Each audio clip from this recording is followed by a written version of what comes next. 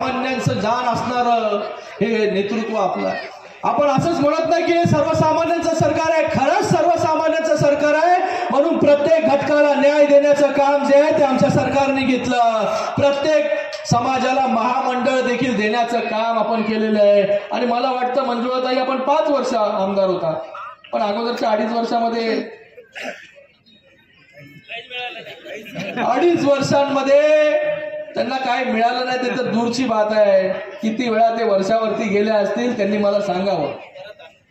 आणि 2.25 वर्षांमध्ये मंजुळाताई शिंदे साहेबांना भेटायला किती वेळा तुम्हाला कुठल्या अपॉइंटमेंटची गरज लागते, तुम्हाला कशाची गरज लागते? वर्ष जे आहे सगळ्यांसाठी ओपन करून टाकले, उघडं करून टाकलेलं आहे। कारण की लोकांची वास्तू आहे, ही काय कोणाची प्रायव्हेट प्रॉपर्टी नाही।